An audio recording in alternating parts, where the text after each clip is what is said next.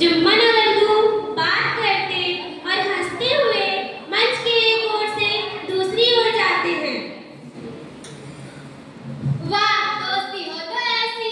सही कहते हो भाई, इनकी मित्रता की मिसाल पूरे गांव में दी जाती है। पूरे गांव का यही मानना है कि मित्रता हो तो जुम्मन मियां और अल्लू भैया की तरह। जुम्मन मियां जब कभी हज को जाते हैं तो उनके घर की देख-रेख तो अल्लू भैया ही करते हैं, और जब कभी अल्लू भैया को बाहर जाना होता है तो जुम्मन मियां पर ही अपना घर छोड़ देते हैं और बेफिक्र होकर जाते हैं। हाँ, चलो भाई, बात ही करते तो हो गई फिर। हाँ भाई, जल्दी चलो। जुम्मन और अल्लू मंच पर बैठे हैं और हंस-हंस कर बातें करते हैं। बचपन के दिन ही क्या थे मियाँ। बचपन को याद करो तो तुम्हारे अब्बा और मास्टर जो टाटी का सोटा क्या खूब धूम मचाती थी। उसके सोटे की वजह से कई लोगों ने कागज कलम को हाथ भी नहीं लगाया। बेचारे अनपढ़ ही रह गए। और भैया, तुम भी तो उन्हीं सोटों की मार और किताबों से बचने के लिए हमारे अब्बा हुजूर के यहाँ चिलम पे चिलम भरा करते थे। सही कहा भाई। और एक बात तो है, समाज में हमारी आज जो ऊंच परख है, जो इज्जत है, वो तो हमारे अब्बा हुजूर की देन है। अच्छा मियाँ, चलता हूँ, देरी हो रही है। भाई कुछ खा फिर जाना। नहीं मियाँ, अभी नहीं। अरे हाँ, शाम को भाभी और बच्चों को लेकर हमारे घर जरूर आना। तुम्हारी भाभी ने तुम लोगों के लिए मालपुए बनाई है। मालपुए जरूर मियाँ, जरूर।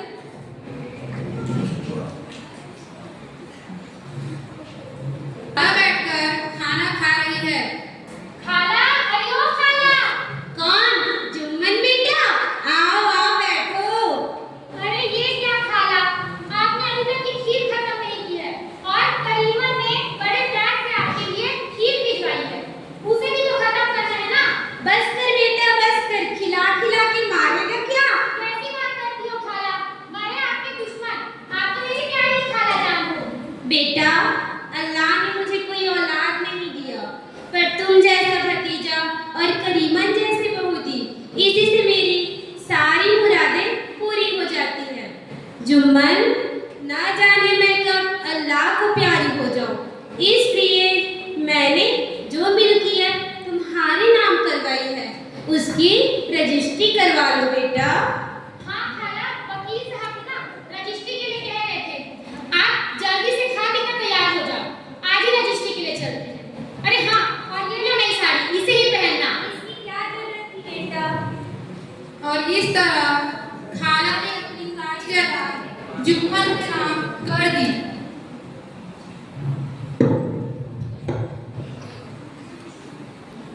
रजिस्ट्री के बाद धीरे धीरे 2 से 3 साल बीतने पर जुम्मन और करीमन का व्यवहार खाला के प्रति पूरी तरह बदल गया। क्या भूख से मरी जा रही थी जो हमारे सामने दावत उड़ाई जा रही है? फिर एक दिन तंग आकर खाला ने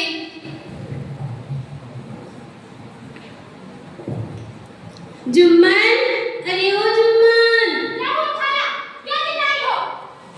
जुम्मन, अब मेरा तुम्हारे साथ निर्वाह ना होगा।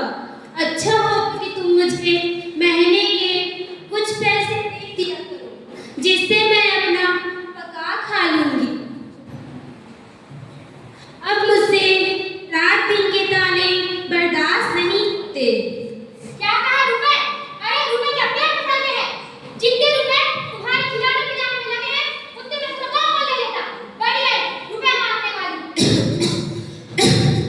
जुम्मन, अगर तुम मेरी बात नहीं मानोगे तो मैं पंचायत करूंगी। क्या कहा, पंचायत करोगी? हाँ कर लो पंचायत, अब तो तुम्हें रोटी कड़ी नहीं दूंगा। बड़ी है पंचायत करने वाली। मुद्रावी बैठे हैं, खाला जाकर फरियाद करती है।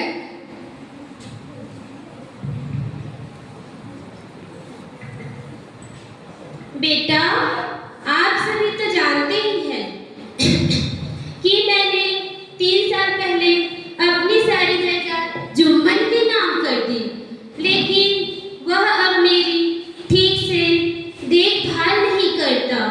इसलिए मैंने पंचायत किया है।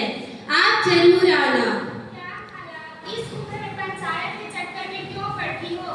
अरे चुपचाप रोटी खा, अल्लाह का नाम लो, अब अल्लाह ही कुछ कर सकते हैं। नहीं बेटा, अब नहीं सहा जाता। आप मेरी पंचायत में जरूर आना। ठीक है खाला, अब आपने पंचायत करने का फैसला कर ही लिया है तो हम जरूर आएंगे। हाँ जरूर आएंगे। खाला घूम घूम कर सभी ग्रामीणों को पंचायत में आने का निवेदन करती है। अंत में अलगू के पास जाती है। बेटा अलगू, कौन? अरे खाला तुम इस वक्त कहो क्या बात?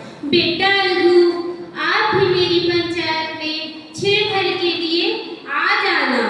मुझे बुलाकर क्या करोगी खाला? चलो आ जाऊंगा, पर पंचायत में मुंह नहीं खोलूंगा। क्यों बेटा? खाला, जुम्मन मेरा बचपन का दोस्त है, मैं उससे बिगाड़ कैसे कर सकता हूँ? बेटा, क्या बिगाड़ के डर से ईमान की बात ना कहोगे? क्या कहा खाला?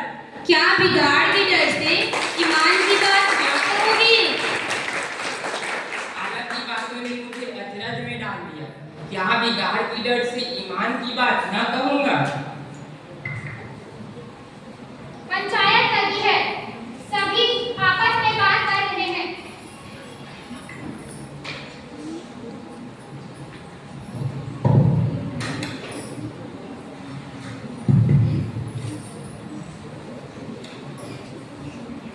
सब आ गए हो तो आज ही पंचायत शुरू की जाए। हाँ शुरू की जाए। खाला अपनी बात कहो। पंचो, आप सभी तो जानते ही हैं कि मैंने 3 साल पहले अपनी सारी जायदाद जुम्मन के नाम कर दी। उसने मुझे ताउम्र कपड़ा रोटी देना कबूल किया था, किंतु अब तो ना मुझे पेट को रोटी मिलती है, ना ही तन को कपड़ा। सो तो अलग उसकी पत्नी के ताने भी सुनने को मिलते हैं, जो मुझसे सहा नहीं जाता।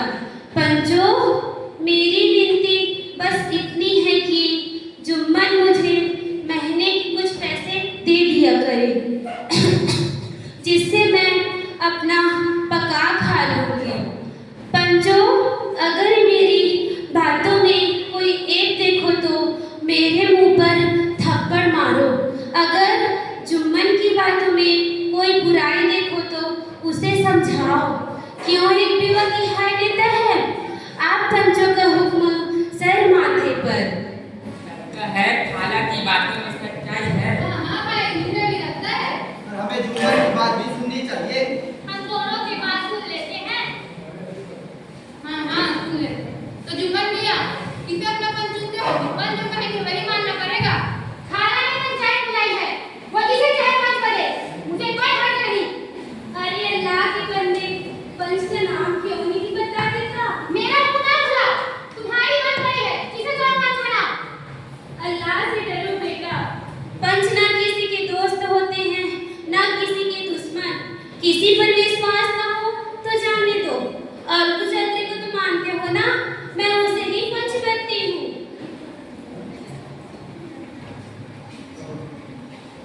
बेटा अलगू, दोस्ती के लिए कोई ईमान नहीं बेचता, पंच के दिल में खुदा बसता है।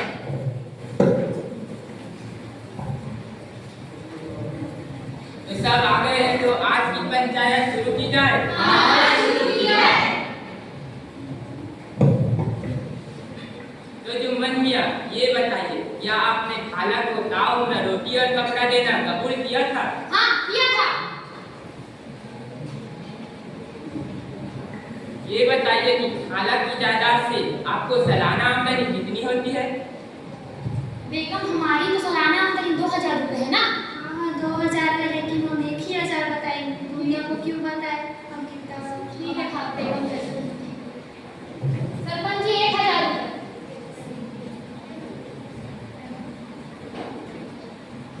ये बताइए, यदि खाला का मकान न होता तो आपको मकान के किराए के लिए कितने रुपए देने पड़ते? तकरीबन 100 रुपए।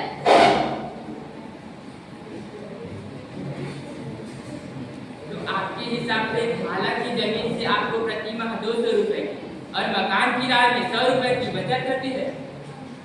करीबन।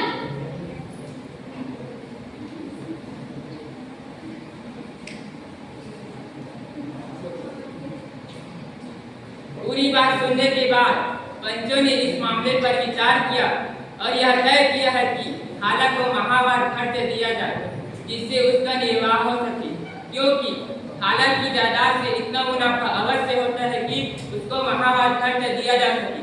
बस यही हमारा अंतिम फैसला है। यदि जुम्मन को खर्च देना मंजूर न हो तो वसीयतनामा रद्द समझा जाए।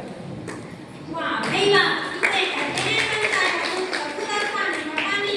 दोस्ती अपनी जगह अपने आकर सच्चाई की जीत हुई। अल्लू भैया ने सही फैसला लिया। सही फैसला लिया।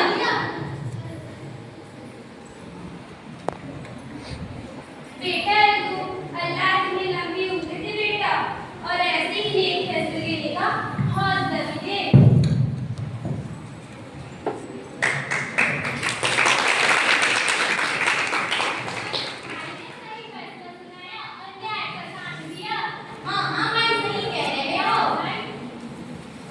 पंचायत के इस फैसले की प्रशंसा पूरे गांव में बहुत दिनों तक होती रही। अरे जुम्मन भैया ने तो अच्छा दोस्ती निभाई है। जहाँ पे आपका साथ देना था उस खाला का साथ दिया है। बहन तो भाई, अब हम ग्यारह से क्या ही उम्मीद करें? हाँ भैया, जुम्मन भैया हम ग्यारह से बात नहीं करते। चल आसी। चलो भैया। उस दिन के बाद से जुम्मन मन ही मन अलगू को अपना दुश्मन मानने लगा और इस फिराक में रहता कि कैसे वो अलगू से इसका बदला ले सके।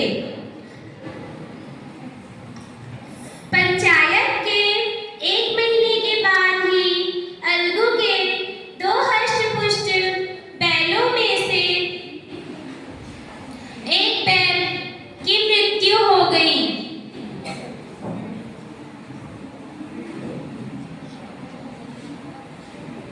हे भगवान, ये हमारी बहन को क्या हुआ? ये अचानक से जमीन पे कैसे गिर पड़ा? अर्जी सुनते हो?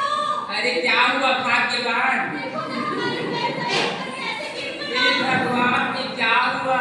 हमारे 2 हष्ट-पुष्ट बैल में से एक बैल की अचानक मृत्यु कैसे हो गई? अब हम एक बैल का क्या ही करें? हमारी आर्थिक स्थिति भी कुछ ठीक नहीं है।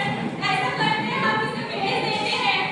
मैं हमारे गांव में तो इक्का दान काटने वाला सिर्फ एक ही व्यक्ति है और वो समझू साहब है। क्यों न हम इसे समझू साहब को ही भेज दें? हाँ, ये भी सही कहा आपने। बचे हुए बैल को अलगू ने बेचना चाहा, जिसे गांव के ही समझू साहू जो कि इक्का गाड़ी हाँकते थे, गांव से गुड़ घी ले जाकर शहर में बेचते थे और शहर से तेल नमक लाकर गांव में बेचते थे। वह इस शर्त में लेने को तैयार हो गया कि वे पैसे 1 माह बाद भी देगा। इस पर अलगू ने भी बैल दे दिया।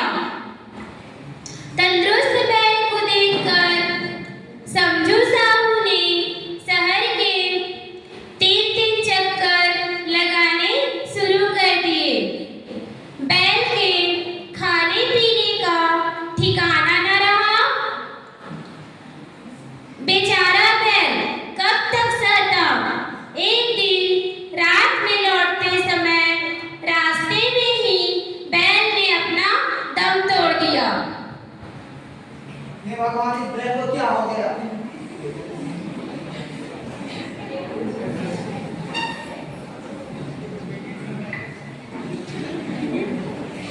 उसी रात समझू साहू के पूरे रुपये और कई कनस्तर तेल भी चोरी हो गए।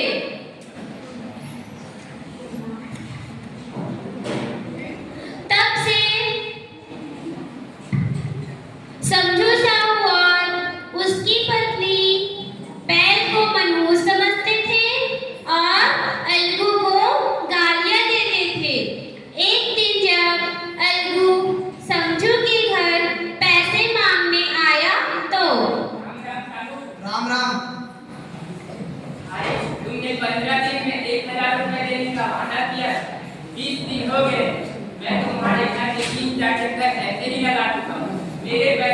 कब देगा तू?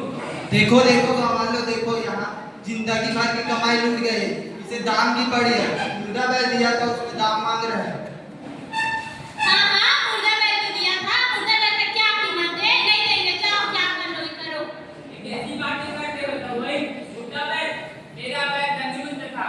तुम लोगों ने इसके दाना पानी में सही से व्यवस्था नहीं की और शहर से कई चक्कर लगाते थे। बेचारा बैल आखिर कब तक रहेगा?